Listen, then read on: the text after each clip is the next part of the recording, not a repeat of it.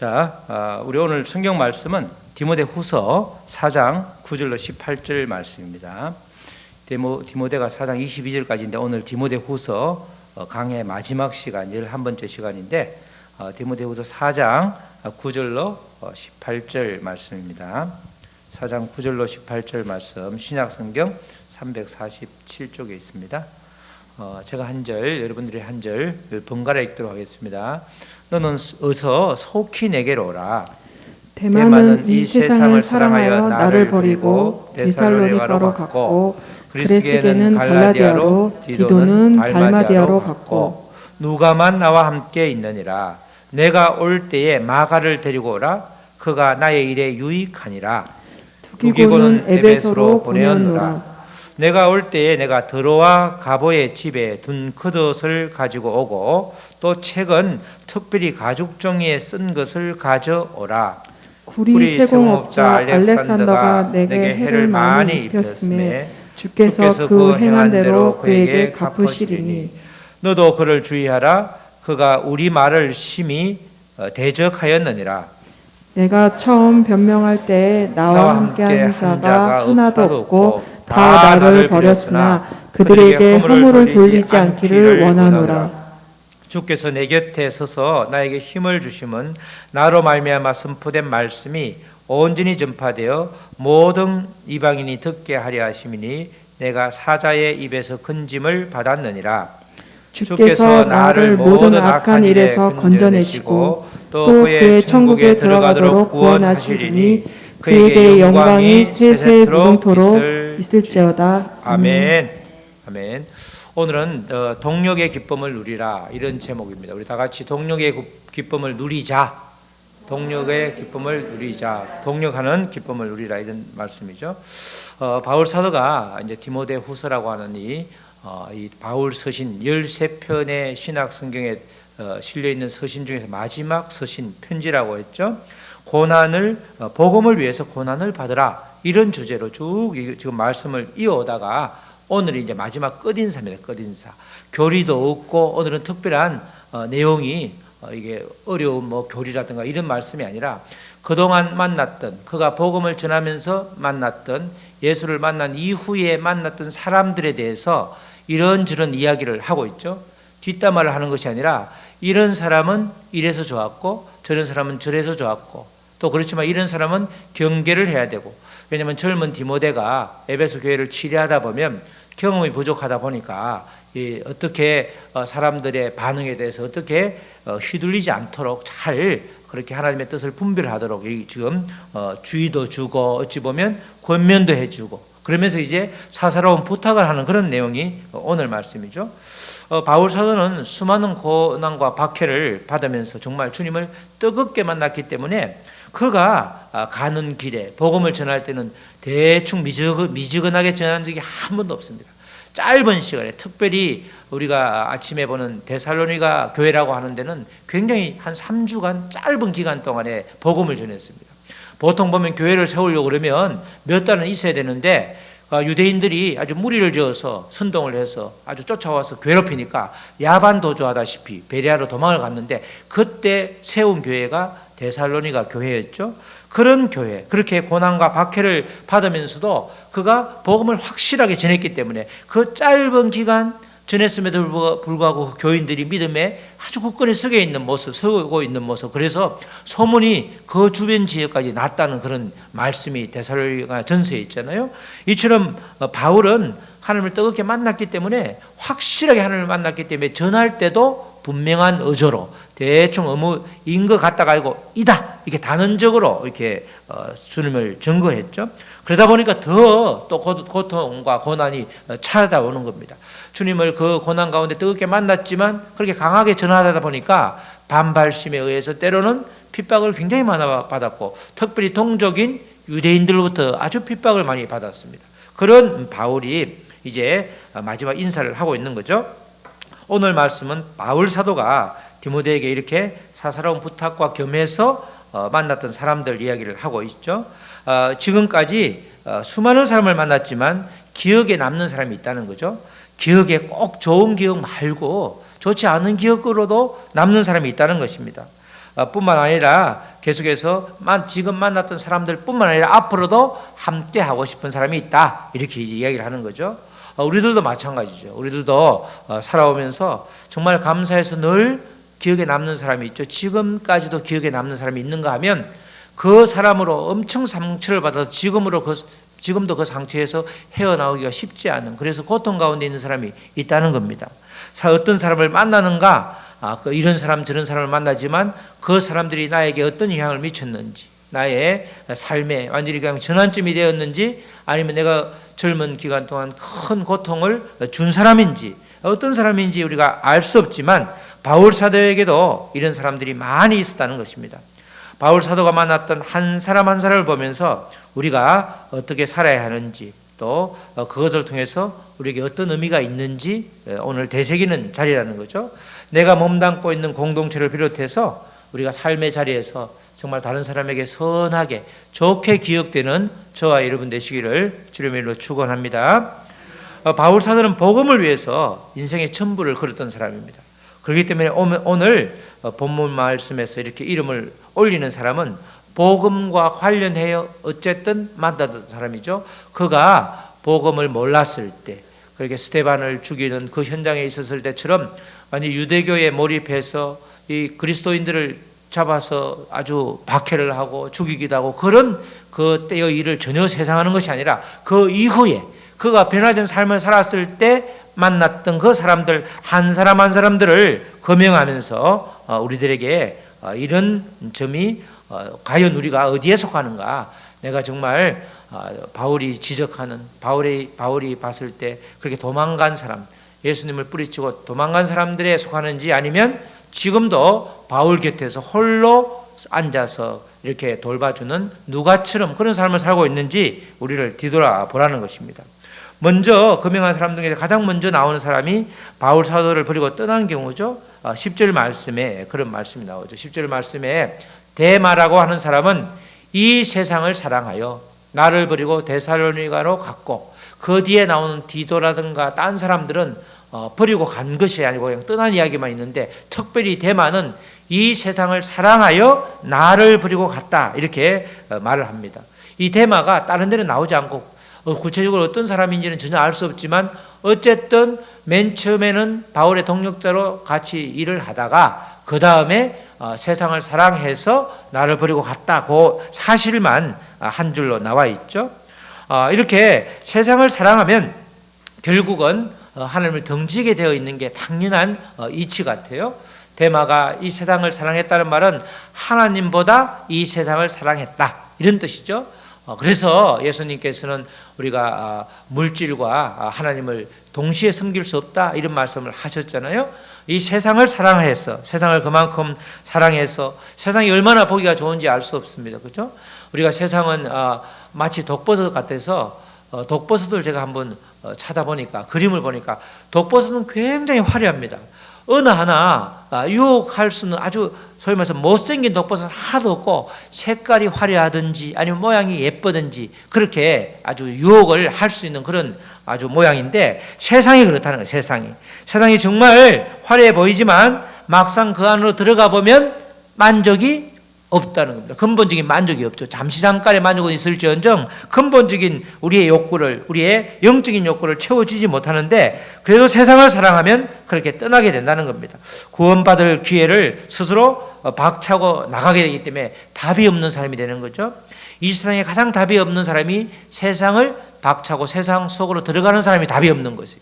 우리처럼 예수 안에 있는 사람은 아무리 어렵고 힘든 일이 있고 고난이 있다 할지라도 답이 있는 사람인데, 왜? 주님이 답이기 때문에. 세상을 등지고 갔다면 주님을 떠나갔다 소리니까 전혀 답이 없는, 그래서 세상을 사랑하면 주님이 원하는 방향과는 정반대로 걸어가는 사람이 바로 세상을 사랑하는, 다시 말해서 데마와 같은 사람이죠. 이런 사람들은 행복 끝 불행 시작이에요. 예수님을 믿으면 어떻게 되죠? 불행 끝 행복 시작이잖아. 근데 이런 사람들은 행복 끝 불행 시작이 되는 사람이죠. 어느 길을 택할지는 항상 그 선택이 우리들 앞에 놓여 있습니다. 우리에게 자유의지를 줬다는 것은 그만큼 우리가 여러 가지 면에서는 자유롭고 편할지 모르지만 결정적일 때 선택을 할 우리가 기로했을 때는 그 선택은 우리의 몫이라는 거죠. 대마처럼 세상을 사랑하는 길을 택할 것인지 아니면 그 세상의 유혹을 뿌리치고 주님과 동행하는 길을 택할 것인지 그것은 우리에게 전적으로 달려있다는 것입니다. 데마와 같은 사람이 있는가 하면 또 오늘 말씀에서는 누가처럼 언제나 바울 사도 옆을 지킨 사람도 있다 이렇게 말하죠. 11절 말씀 상반절에 보면 누가만 나와 함께 있느니라. 지금 우리가 지난주에 말씀드린 것처럼 바울 사도가 전제와 같이 부어진 사람, 이제 마지막 희생제물을 다 각을 떠서 그렇게 제사를 지낼 때 이 짐승을 바친 다음에 마지막에 이 전제 포도주를 붓는데 바로 이 사도 바울의 피가 전제와 같은 역할을 할 것이다. 다시 말해서 내가 죽을 날이 얼마 남지 않았다 그렇게 말하는데 그때까지도 옆을 지켰던 사람이 누가가 누구죠? 누가 복음을 진 사람이에요. 그죠? 누가 복음을 진 누가를 여러 가지 성경학자들은 이분이 의사이다. 또 역사학자이다. 역사를 잘 기록하는 사람이다. 그렇게 말을 하는데 마지막까지 그렇게 재주가 많음에도 불구하고 복음이 전부라고 말하는 바울, 그 죽음을 앞두고 있는 바울에게 동역의 기쁨을 누렸던 사람이라는 거죠. 바울 사도는 인생의 마지막이 가까웠을 때 바로 이 옆에서 함께 해준 사람이 바로 누가라는 겁니다. 누가가 그래서 참 고마운 사람인 거죠. 바울 사도가 누가만 있었다. 누가만 내 옆을 지금 지키고 있다. 떠나간 사람도 주의 사명을 위해서 보낸 사람이기 때문에 전혀 서운함이 없지만 특별히 누가만 있었다는 것은 누가가 갈 데가 없어서 그런 것이 아니라 주의 사역에 동참하는, 주의 동역에 함께하는 복 있는 사람이다 이렇게 말하는 거죠. 누가는 자기가 있어야 할 자리를 알았던 사람. 비록 의사였지만 그 당시에도 수많은 사람의 병자를 고칠 수 있었지만 그가 바울 사도 옆에 있는 것이 하나님이 기뻐하기 때문에 그 동역을 기뻐하는 그런 자리에 있었다는 것입니다. 우리가 믿음의 사람들이 있어야 될 자리에 있다. 그것을 시편 1편 1절에서 뭐라고 그래요? 복 있는 사람이다 이렇게 말하잖아요. 누가는 복 있는 사람이에요. 복 있는 사람. 자, 우리 시편 1편 1절 말씀 우리 다 같이 한번 읽어보겠습니다. 시작. 복 있는 사람은 악인들의 꾀를 따르지 아니하며 죄인들의 길에 서지 아니하며 오만한 자들의 자리에 앉지 아니하고. 아멘. 항상 성경을 읽을 때 동사를 잘 보라고 그랬죠. 따르지 아니하고 서지 아니하고 앉지 아니하고. 다른 말로 하면 따라야 할 것이 있고 서야 할 것이 있고 앉아야 될 것이 있다는 거죠. 우리가 어디에 앉아야 될지 다 주님이 기뻐하는 자리에 앉아야 되는 거죠. 믿음의 사람들에게는 이것이 아주 중요한 그런 자세가 되는 거죠. 믿음의 사람들은 복 있는 사람들인데 무엇을 따라야 할지, 어느 길에 서야 할지, 어느 편에 서야 할지, 그리고 어느 자리에 앉아야 할지가 아주 중요하다는 겁니다. 누가는 이 점을 잘 알고 있었던 것 같아요. 그가 바울 사도 옆에서 그렇게 주님의 가치, 세상을 따라가는 것이 아니라 데마처럼 주님의 부르심을 받아서 주님의 가치를 따랐고 복음의 길에 서 있었고 복된 자리에 앉아 있었던 것입니다. 이런 누가와 같은 동역자가 바로 바울 옆에 있다는 것은 바울 사도가 주님이 기뻐하시는 큰 사명을, 그런 동역자가 있으면 얼마나 힘이 나는지 알 수가 없죠. 우리에게도 이런 자세가 꼭 필요한 것입니다. 특별히 우리가 교회에서 특별히 코로나19를 맞이해서 지금 여러 가지 주방 봉사도 없고 하니까 내가 특별히 할 일이 없는 거 아닌가 이렇게 생각할 수 있는데 이 조그만한 교회에서는 그죠? 함께 있다는 그 존재 자체가 굉장히 큰 기쁨이 되는 겁니다. 힘이 되는 거예요. 힘이 되는 거. 우리가 이렇게 지금 예배를 드리는데 한 명, 두 명 사모하고 아이들만 앉혀놓고 예배 드리는 목사님들이 꽤 많아. 그 지금 제가 보니까 가득 찼어. 선목에서 있을 때 마지막 이제 그 뒤에 예배위원으로 예배를 섬길 때 보니까 성가대 찬양대에 앉아 있는 사람이 꽤 많더라고. 저 반 정도만 내가 아는 교회에 있으면 좋겠다 이래 싶었는데 와 보니까 딱 한 분 계시더라고. 누구? 배진국 권사님 한 분 계시더라고. 그 이후에 여러분들 전부 새롭게 들어오신 분들이야. 엄청나게 부흥했죠? 한 분 계시더라고. 한 분하고 우리 식구들하고 또 청년들 한 2명 있었는데 그 친구들은 이제 결혼해서 나가게 됐는데 지금 남아있던 사람들이 그분밖에 없으시더라고. 그래서 교회가 꽤 오래됐는데 왜 개발 없지 했는데 충분히 또 그런 사역을 감당했기 때문에 또 그런 상황이었더라고요. 우리가 이 마찬가지로 있어야 될 자리, 함께 있어주는 것, 함께 하는 것, 그것이 동력이에요. 동력이라는 것이 엄청나게 큰 일을 감당하는 것이 아니라 함께 해주는 것, 그게 동력이죠. 함께 동역, 함께 같이 있어주는 것, 같이 그 나아가서 사역까지 해주는 것, 이런 것들이 이제 동력이라는 거죠. 이게 동력이라는 게 어려운 게 아니에요. 동력은 함께 있어주는 게 동력이야. 동력을 어렵게 생각할 필요가 없는 거죠. 이런 자세가 우리에게 필요한 것이죠. 또 우리는 모두는 지난주에 말씀드린 것처럼 주님의 사명을 감당하기 위해서 있잖아요. 주님의 사명이에요. 주님이 우리에게 맡겨준 사명은 딱 한 가지예요. 그죠? 뭐죠? 복음을 전파하는 것. 그 방법이 내가 있는 삶의 자리가 때로는 이런 사람은 직장에서, 어떤 사람은 교수로, 어떤 사람은 또 일하는 또 여러 가지 다른 직장에서 다양한 방법에서 내가 살아가고 있는 그 삶의 현장에서 복음을 전파하는 그게 우리 사명이라는 거. 사명이 다른 게 아니고 내가 사명을 잘 감당하느냐, 나의 사명이 무엇인지 깨닫지 못해서 기도하는 게 아니고 사명은 성경에 분명히 나와 있는데 내가 그걸 어떤 방법으로 실행할지 그걸 항상 놓고 기도를 해야 되는 거죠. 바로 우리는 주님의 사명을 감당하기 위해서 혼자가 아니라 둘이서, 세 명이서 동역의 자리에 늘 있어야 되는 것입니다. 주님은 동역을 통하여 기쁨을 주시는 거죠. 누가는 바울 옆에 있으면서 주님이 주시는 기쁨을 누렸던 것입니다. 비록 고난이 찾아오고 가시밭길이 펼쳐진다 할지라도 동역은 주님 때문에 언제나 기쁨이 되는 것이죠. 우리 사랑하는 성도 여러분, 동역의 기쁨을 깊게 누리시기를 축복합니다. 믿음의 사람들은 동역을 통해서 주님이 주시는 기쁨을 마음껏 누릴 줄 알아야 되는 것이죠. 말 한마리가 대략 2톤 정도를 끌 수 있다고 그래요. 근데 말 2마리는 4톤을 끄는 것이 아니라 무려 몇 톤을 끈다? 23톤을 끄는데 23톤. 그죠? 이게 과학적으로 말을 2마리 놓고 했는지 모르지만 이게 이제 문헌상은 그렇게 나와 있어요.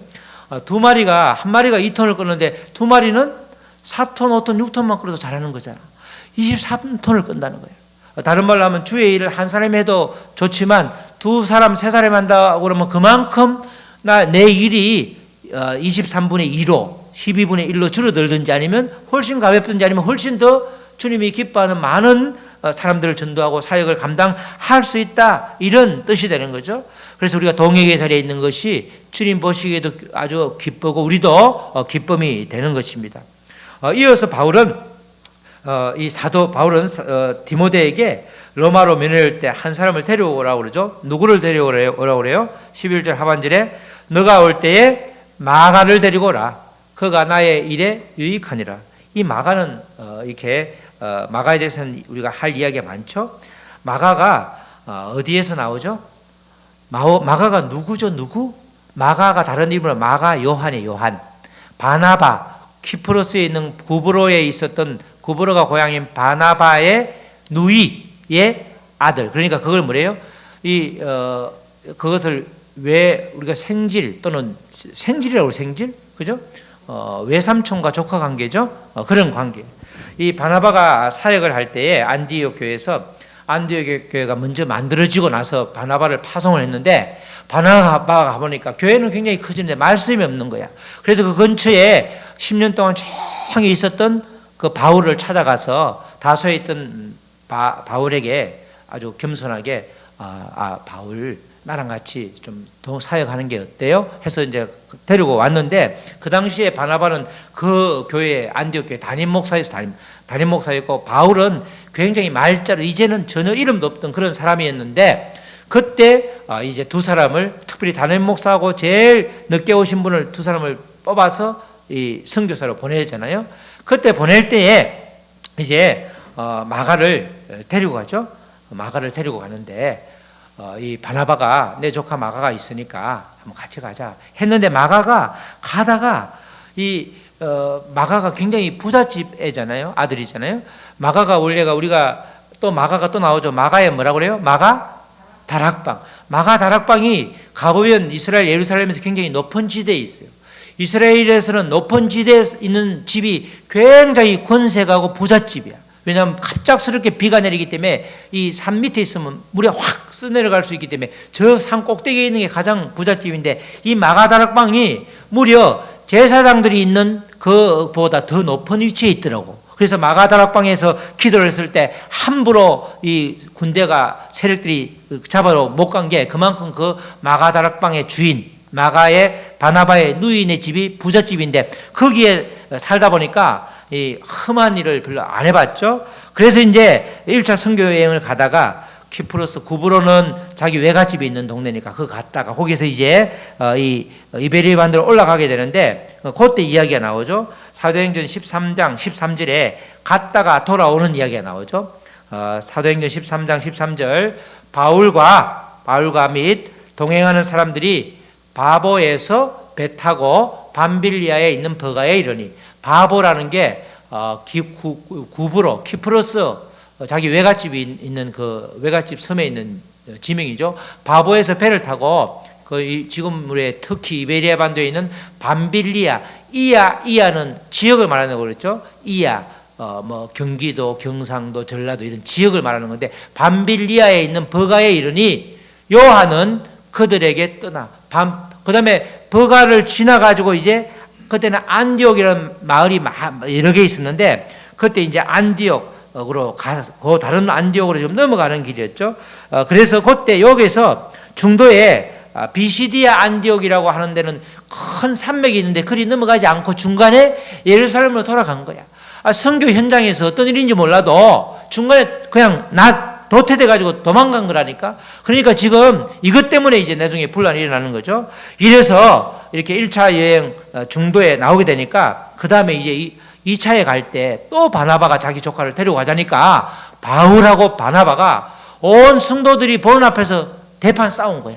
그래서 이 바나바는 자기 조카 마가 요한만 데리고 가고 그때 바울이 신라와 함께 2차 선교 여행을 떠나게 된 거야. 그러니까 그 성경 거기까지만 보면 이 마가 다락방의 그 아들 마가하고 바울은 굉장히 사이가 안 좋은 걸로 끝났는데 오늘 말씀 11절 말씀 보면 너가 올 때에 마가를 데리고 오라. 그가 나의 유익하다. 이렇게 말하죠. 그 사이에 분명히 어떤 일이 있었던 거죠. 마가 요한의 진면목을 보여준 겁니다. 바울이 복음을 전할 때에 마가와의 관계가 그냥 갑자기 회복되는 것이 아니라 그 사이에 있던 오해가 풀리고 서로 이해가 되고 마가는 마가 나름대로 자기가 회개하면서 복음을 위해서 더 애를 썼을 것이고 또 이 바울은 전부 동역해야 되는데 자기 마음에 안 든다고 내치는 건 아니다 싶어서 또 품었을 거고 그런 서로 상호작용을 통해서 둘 관계가 회복된 거예요. 이러니까 우리가 믿음의 사람들은 지금 사이가 안 좋다 하더라도 결국 주 안에서 만나게 될 가능성이 굉장히 높아요. 특히 우리 감리교 목사들은 하도 이렇게 좁아. 성남 지방에 딱 이렇게 물어서 아모 목사한테 물어서 성남 지방의 관계가 이 목사가 좋으면 누구한테 물어도 야 그래서 그분 어때? 이러면 그분 정말 아주 귀하고 아주 좋지 이렇게 말하는데 그분 할 때마다 협조 안 되고 보내주지도 않고 되게 뺀질거려 이러면 그냥 이 감리교 전체 한국 감리교에 다 하는 거야. 이름만 딱 성남 지방에 이으면 다 하는 거야. 그만큼 이 바닥도 좁듯이 이 믿음의 사람들도 복음을 주를 위해서 살다 보면 어느 외나무 다리에서 만날 수 있는 거죠. 그렇기 때문에 우리가 지금 약간 달라서 감정이 상한다 할지라도 완전히 그냥 너는 끝이다 이렇게 내칠 것이 아니라 이렇게 마가처럼 이렇게 바울의 아주 신실한 바울이 찾는 내 일에 도움이 된대. 내 일에 유익하대. 너가 꼭 데리고 와라. 이렇게 말할 정도로 사이가 회복되는 걸 보면 우리는 정말 하나님이 우리의 중재자가 되어주셔서 정말 사이가 안 좋다 할지라도 그 관계를 푸는 그래서 하나님의 일을 동력하는 그런 결과를 우리가 이끌어야 된다는 거죠. 이렇게 마가도 그렇게 원수지간처럼 그렇게 마가 때문에 싸움이 있어야 할 정도로 그것도 두 목사님이 온 성도가 보는 앞에서 공개적으로 사도행전에 보면 전부가 보는 앞에서 싸웠대. 그것도 둘이서 조용히 잠깐 보십시다 하면서 싸운 게 아니고 대판 싸운 거죠.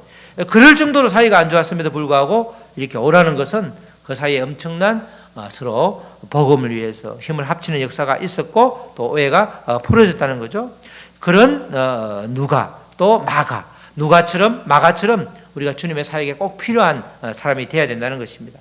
바울 사도가 만났던 사람을 쭉 지금 금명을 하고 있는데 그 다음에 나온 사람이 두기고죠. 두기고라는 사람이 있는데 이 사람은 서류 없이 바울의 일을 도왔던 사람이에요. 특별히 두기고는 바울이 쓴 편지 중에서 에베소서하고 골로새서를 에베소 교회와 골로새 교회에 전했던 인물이에요. 그 당시에는 편지를 써주면 그것을 전하는 편지 있습니다 하고 주고 끝나는 것이 아니라 그 자리에서 읽어주는 거야. 읽어줘가지고 편지 쓴 사람의 의도를 설명해 주는 거야.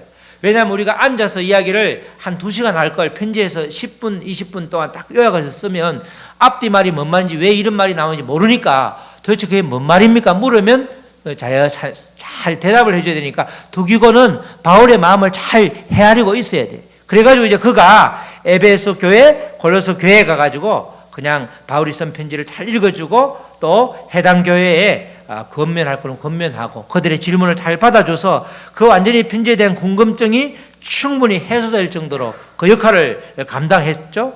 그러니까 이 사람을 가리켜서 바울이 골로새서 4장 7절에서 신실한 동역자다 이렇게 말하죠. 4장 골로새 편지를 전했던 골로새 교회 그 골로새서 4장 7절에 두기고가 편지를 가져가는 이 두기고가 내 사정을 다 너에게 알려주리니 편지 가져가가지고 사정을 알려주지. 그는 사랑받는 나의 형제여 신실한 일꾼이여 주 안에서 함께 된 종이라. 나의 종이 아니라 주 안에서 나도 종 그도 종이라. 나의 훌륭한 동력자다. 이렇게 편지에서 소개를 해주는 소개를 바울이 골로새 교회에다가 소개를 하는 거죠. 이 부분을 읽을 때 조금 민망하기도 했겠죠. 두기고가 자기 보고 하는 소리니까. 그렇지만 그 사람들에게는 바울의 그런 신뢰가 담긴 사람이다. 그러니까 이 사람한테 묻고 대답했을 때 그가 대답하는 말이 내가 말하는 거 똑같으니까 잘 오해를 풀고 잘 그렇게 믿음 생활을 하라 권면을 하고 있는 거죠. 바로 두기고는 바울의 신실한 동력자였습니다. 바울 사도의 사정을 잘 알려주었고 신실한 일꾼으로 주 안에서 함께 종이 되었던 동력했던 그런 사람이었죠. 이렇게 바울 사도가 언급하고 있는 사람들의 면면을 보면 과연 나는 어디에 속해 있는가 우리가 점검을 해볼 수가 있죠. 주님 주신 사명을 감당함에 있어 얼마나 잘 동력하고 있는지 얼마나 잘 함께하고 있는지 우리가 점검해 보라는 것입니다. 우리가 그냥 저희 때는 학교 다닐 때 가장 중요한 상이 부모님이 기뻐하는 상이 무슨 상이었게요? 1. 우동상, 2. 개근상. 뭐예요? 개근상이 개근상. 다리가 부러져도 엄마가 농사 짓다 말고 업고 가. 그거 왜 가는지 몰라. 가서 공부도 안 해. 뭐 하려고? 6년 개근 타려고. 개근이 그렇게 중요했어. 저는 결석 한번 했다가 부반장 했을 때 중학교 1학년 때 결석을 했는데 우리 선생님이 체육 선생이라 조금 이렇게 무지막지한 사람인데 너 임마 어디 갔었어 이러더라고. 결혼식 갔다 왔다고. 부산에 우리 큰 누나가 나이가 많은데 그 아들이 결혼을 했어. 결혼식에 아버지 딸 갔다가 부산 가서 기차도 처음 보고 영화도 처음 보고 되게 좋았는데 그 다음에 너 어디 갔었냐고 그랬을 때 거짓말 못하니까 결혼식 갔다고 그랬다가 엄청 맞은 적이 있어. 그래서 저는 개근상을 못 받았어. 다른 부모는 생각도 못했을 텐데 개근상이 그렇게 중요해. 그렇게. 그리고 아침 일찍 그냥 그렇게 시골에서는 밥을 먹고 뛰어가고 자전거를 타고 가는데 와서 뭐 하느냐. 상당수 애들이 피곤해서 졸아. 9시에 수업을 하는데 7시, 10시부터 일어나가지고 20리길을 걸어오다 보니까 얼마나 졸리겠냐고. 졸아. 공부를 하러 오는 게 아니고 그냥 학교만 왔다 가는 거야. 그죠? 우리도 교회도 그런 경우 있죠? 가방만 들고 가는 학생들처럼 교회 왔다 갔다 하는데 10년, 20년을 다녀도 복음이 뭔지 모르겠어. 내가 왜 교회를 나가지? 코로나가 나를 해방시켜 줬네? 그죠? 이제까지 주일날 교회를 안 가면 큰일 나는 줄 알았는데 지금 안 가도 아무렇지도 않아. 코로나 때문에 그렇게 바뀌는 건 전혀 좋은 게 아니고 이렇게 우리가 옛날처럼 그냥 가방만 들고 별 의미 없이 학교에 왔다 갔다 하는 그런 것처럼 세월을 이렇게 낭비할 것이 아니라 누가처럼 마가처럼 두기고처럼 주님의 사역에 잘 동력하면서 뜻있는 시간을 보내라는 거예요.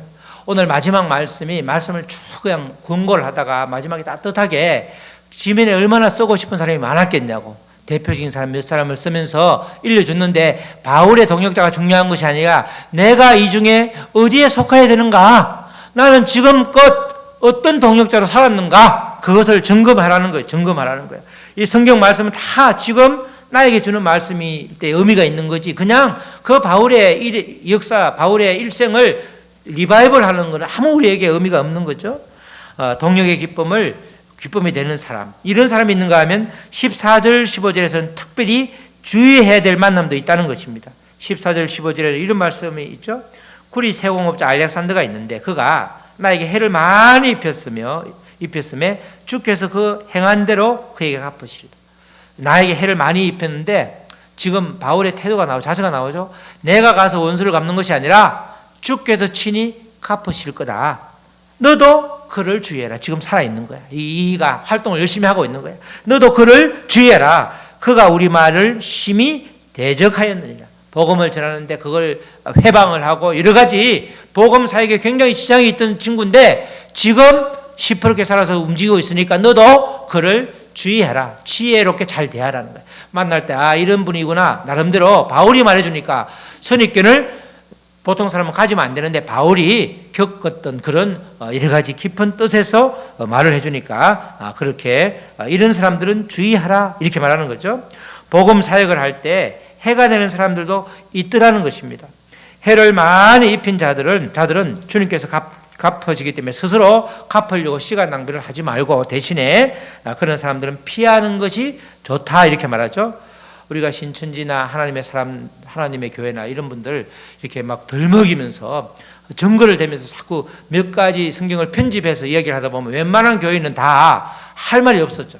그러니까 그럴 때는 이렇게 그런 분도 이 다른 분을 전도하다가 자기가 힘이 딸리면 공부를 해서 오잖아. 아니면 더 센 사람을 데리고 오잖아. 그러니까 우리는 그럴 때 복음에 대해서 확실히 우리의 마음속에 새기면서 또 어떨 때는 그냥 피하는 게 좋다 이런 거죠. 동력의 기쁨을 누리기에는 그 사람들하고는 아직 시간이 많이 필요한 거예요. 그죠? 그런 분들이 하나님을 다시 하나님께 돌아와야 되기 때문에 그 시간 동안은 시간이 필요하기 때문에 기다리는 것도 방법이 될 수 있는 거죠. 그때 주님이 분명히 처리하고 주님이 일하신다고 했는데 내가 나서면 내가 크게 상처를 입게 되는 거예요. 그래서 우리는 내가 나서야 될 자리인지 주님이 나서야 되는 자리인지를 잘 분별을 해야 되는 거죠. 주님이 싹 교통정리를 한 다음에 내가 나서야 되는데 우리가 늘 사업을 한다, 사역을 한다 할 때 늘 그래서 주님보다 앞서 나가서 항상 문제가 될 때가 많다는 겁니다. 지금 이 말씀 중에서는 너가 그렇게 너에게 해코지를 하는 알렉산더는 내 몫이니까 내가 처리할 테니까 너는 가만히 있으라 이렇게 말해주는 거예요. 그 디모데에게도 그렇게 젊은 디모데가 에베소 교회 아주 그 대단한 사람들이 많이 모여 있는 그 교회에 사람들을 치리할 때 섬길 때에 여러 가지 이렇게 부딪히는 점이 많이 있을 텐데 그때마다 이 구절을 이 말씀을 잘 생각해서 이럴 때는 차라리 말을 하지 않고 피하는 게 좋으면 그렇게 처신하라. 그런 처신의 방법을 알려주는 거죠. 우리 주변에도 종종 이 구리 세공업자 알렉산더가 우리 주변에도 등장할 때가 있습니다. 그럴 때는 피하는 것이 지혜라는 거죠. 근데 여기서 이제 우리가 심각하게 되물어 봐야 될 것은 혹 내가 복음을 전하는데 방해가 되는 내가 알렉산더가 아닌가 이것을 또 한번 생각을 해보라는 거야. 그죠? 이 알렉산더 이 나쁜 놈, 바울을 방해한 놈, 복음 사역에 지장이 있는 놈, 너 하나님한테 혼나라 이게 아니고 혹시 내가 이런 사람이 아닌가 그것도 한번 되짚어 보라는 거야. 알렉산더가 우리가 누군지 누가 알아? 그냥 구리 세공업자 알렉산더만 나와 있으니까 알지. 혹시 내가 이런 역할을 하고 있진 않은지 가정에서, 직장에서, 교회에서 그것도 한번 되짚어 보라는 거죠. 그래서 우리는 믿음의 사람들은 늘 예수님께서 말씀하신 것처럼 내 눈에 있는 들보를 보지 못하고 남의 눈에 있는 티를 보는 걸 아주 주의해라는 거예요. 티는 요만한 거예요. 요만한 거, 티끌만한 요만한 건데 들보는 굉장히 큰 거 아니에요? 자기 눈에 엄청난 그런 여러 가지 부족한 점이 있는데 남의 부족 조그마한 걸 가지고 그렇게 꾸짖고 이렇게 흠담하면 안 된다는 거죠. 내 눈에 있는 들보를 먼저 보는 사람은 늘 당신이 옳다 이렇게 인정한다고 그랬죠. 우리가 성경 전체에서 이렇게 몇 가지 딱 집어서 설교를 할 때 그 중에 하나가 다말을 향해서 그죠? 유다가 너가 옳다 이렇게 말한 거라고 그랬죠. 우리가 믿음 생활할 때 일생을 살아갈 때 너가 나보다 옳다 그것만 확실히 고백할 수 있으면 싸움이 90% 줄어도 90%. 그죠? 항상 누가 옳아서 내가 옳아서 나는 맞는데 네가 틀리잖아. 나는 잘하는데 당신이 그렇잖아. 당신 때문이잖아. 그것 때문에 문제가 생기는 거 아니에요. 그러니까 당신이 내가 내 눈에 있는 들보를 먼저 보는 사람은 늘 당신이 옳다 그렇게 쉽게 인정하고 말할 수 있는 사람이라는 거예요.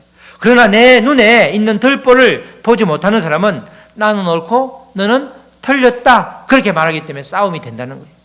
바울 사도는 이렇게 복음을 전하면서 이런 사람 저런 사람 수없는 종류의 사람을 만났는데 그러니까 그때마다 또 수많은 문제들을 만난 거죠. 근데 그 문제를 해결해 주신 분이 바로 주님이시라는 것입니다. 그 말씀이 이제 16절 17절에서 말하죠. 많은 사람을 만났지만 결론은 주께서 나에게 힘을 주셔서 주님이 해결해 주셨다. 그 이야기가 이제 16절 17절 마지막 이제 끝자락에 나와 있는 말씀입니다. 16절 내가 처음 변명할 때에 나와 함께 한 자가 하나도 없고 다 나를 버렸으나 내가 복음을 전하고 또 복음을 전하고 여러 가지 궁금한 점을 이야기할 때 나와 함께 한 사람이 하나도 없어. 다 나를 버렸어. 그들에게 그렇지만 허물을 돌리지 않기를 원하노라. 17절 주께서 이 핵심이죠. 주께서 내 곁에 서서 주님이 우리와 함께 하시는 게 임마누엘이죠. 내 곁에 선다는 임마프엘 이게 변화가 다르긴 한데 뭐 넓게 말하면 임마누엘이가 할 수 있는 거죠. 주께서 내 곁에 서서 나에게 힘을 주심으로 우리 데살로니가전서 4장 11절인가요? 거기도 주님이 주신 힘으로 우리가 봉사하라고 그러잖아요. 주님이 나에게 힘을 주심은 나로 말미암아 선포된 말씀 복음이 온전히 전파되어 모든 이방인이 듣게 하려 하심이니 내가 사자의 입에서 건짐을 받았느니라. 결국 바울 사도는 복음을 전하면서 때로는 한 사람도 주변에 없었지만 그러나 전혀 외로운 싸움을 싸우지 않았다는 거야. 왜? 주께서 나와 함께 하셔서 나에게 힘을 주셨기 때문에. 누가 싸운 거죠? 주님이 싸워주시기 때문에 전혀 힘들지 않았다는 거예요. 자기 편이 한 사람이 되어지지 않아도 그것 때문에 원망하지 않았다는 거예요. 왜? 주께서 함께 계셨기 때문에. 그래서 이방인에까지 복음을 전할 수 있었다 그렇게 고백하는 거죠. 우리도 마찬가지입니다. 주님이 함께 하심이 믿어지면 우리가 극복할 수 없는 상황이 없죠. 주님이 나와 함께 하심이 믿어지면 아무런 장애가 될 수 없는 거야. 어떤 고난이라 할지라도 그 상황이 문제가 되지 않는 거죠. 왜? 주님이 함께 하시니까. 주님이 이겨주시는 싸움을 내가 그냥 주님의 등에 타서 그냥 가기만 따라가면 되니까 주님이 다 큰 싸움을 해주고 나는 그냥 그를 걷기만 하면 되니까 나에게는 문제가 되지 않는다는 거예요. 이전에는 내가 할 수 있는 것이 너무 없는 것 같았는데 그래서 좌절했는데 주님에 대한 눈이 떠이니까 이제는 모든 것을 할 수 있는 거야. 왜? 누가 하시기 때문에? 주님이 하시기 때문에 그 고백을 지금 하고 있는 거죠. 인생의 마지막에 지금 마지막에 이제 죽음을 눈앞에 두고 이런 고백을 하고 있는 거야. 바울이 내가 보니까 주님이 능력이더라. 주님이 모든 것이기 때문에 주님이 함께 하심이 실제가 되면 상황이 끝나더라. 그러니까 너도 디모데 너도 마지막에 내가 마지막 이렇게 유언과 같은 편지를 쓰니까 이 편지 한 구절 한 구절이 그런 뜻이니까 지금 주님이 나와 함께 하시는가 믿어지는가 그것이 실제가 되고 있는가 그걸 잘 점검하라는 거야. 그게 실제가 되면 상황이 다 끝나는 거야. 아무런 고난이라 할지라도 그 앞에 나왔죠. 고난이 있다 할지라도 그걸 이길 힘도 주시고 고난 뒤에 펼쳐지는 상급이 어마어마하기 때문에 지금의 현재의 고난은 아무 문제가 안 된다는 거예요. 그 이야기를 지금 하면서 그렇게 이야기하는 겁니다. 어떤 상황에서도 정말 주님이 내 곁에 서서 우리 곁에 서서 힘을 주시고 계심을 믿으시기를 축복합니다. 바울 사도는 그리고 나서 이제 달려갈 길을 마친 후에 마지막 고백을 18절에서 하고 있습니다. 18절에서 다시 한번 반복하고 있죠. 강조하고 있습니다. 우리 18절 다 같이 한번 읽겠습니다. 시작. 주께서 나를 모든 악한 일에서 건져내시고 또 그의 천국에 들어가도록 구원하시리니 그에게 영광이 세세 무궁토록 있을지어다. 아멘. 이 천국 입성을 눈앞에 두고 마음껏 주님께 영광을 돌리고 있는 장면이죠. 우리들도 바울처럼 이 땅 위에서 삶을 마무리할 때에 마음껏 주님께 영광을 돌리는 이런 고백을 할 수 있기를 축원합니다. 바울 사도를 변화시키고 또 복음의 증인으로 들어서신 그 주님께서 지금 여기에서 우리를 향해 손짓을 하고 있죠. 나와 함께 동역의 기쁨을 누리자 이렇게 우리에게 다 우리 모두에게 주님께서 손짓하고 있는 것입니다. 사랑하는 성도 여러분, 우리 모두는 주님의 동역자입니다. 그리고 주님은 우리 모두에게 교회를 허락하셨고 사명을 주셨습니다. 때로는 어떤 사람은 도와야 할 위치에 있기도 하고, 때로는 주님이 나를 주된 일꾼으로 쓰시면서 동역자를 붙이줄 때가 있죠. 어떤 위치에 있든지 믿음으로 동역하는, 그래서 주님께 기쁨이 되는 자리를 우리가 택하는 복된 사람이 되어야 되는 것입니다. 우리 모두 동역의 기쁨을 마음껏 누리는, 그래서 주님께 온전히 영광 돌리는 저와 여러분 다 되시기를 주님의 이름으로 축복합니다. 아멘. 우리 찬양하고 우리 말씀 붙들고 기도하시겠습니다. 우리 다 같이 기도할 때 하나님, 주님의 동역자가 되기를 원합니다. 주님의 동역의 기쁨을 누리기를 원합니다. 주님, 내가 하는 동역이 어떤 것인지, 또 어떻게 하는 것이 나에게 맞는 지금 현대세의 동역인지 깨닫게 하시고, 정말 바울 사도가 만났던 수많은 동역자들, 누가처럼 또 마가처럼 두기고처럼 그런 삶을 살아낼 수 있도록 주님 날마다 힘을 주시옵소서. 주께서 나와 함께 계심이 믿어지도록 우리를 도와주시옵소서. 우리 다 같이 소리내어서 잠시 기도하시겠습니다. 하나님 아버지 감사합니다. 하나님 아버지 감사합니다. 정말 아버지 두기고처럼 마가처럼 요한처럼 아버지 정말 아버지 복음의 아버지 모든 전생애를 통해서 복음의 아버지 전파를 위해서 아버지 함께 동역하는 귀한 아버지 믿음의 아버지 사람들을 아버지 붙여주시옵소서. 아버지께서 함께 하셔서 아버지 여러 가지 아버지 여건 가운데 아버지 주의 복음을 전하는 모든 아버지 오는 애쓰고 수고하는 손길을 축복하실 뿐만 아니라 우리에게도 아버지 선한 마음을 주셔서 정말 아버지 하나님이 또 함께하심이 믿어져서 아버지 복음의 능력을 아버지 믿고 아버지 그것이 실제가 될 수 있도록 주여 도와주시옵소서. 하나님 아버지 감사합니다. 우리 모두 아버지 주님의 귀한 동역자가 되기를 원합니다. 그래야 동역의 기쁨을 마음껏 누리기를 원합니다. 주님께 아버지 영광을 돌리기를 원합니다. 아버지 주님이 나와 함께 계심이 내 곁에 계셔서 나에게 힘을 날마다 주고 계심을 믿고 그것이 실제가 되어서 이 땅에서의 삶도 아버지 정말 주님 안에서 기쁨이 넘치는 우리가 될 수 있도록 축복하여 주시옵소서. 감사하며 예수 그리스도의 이름으로 기도드렸습니다. 아멘.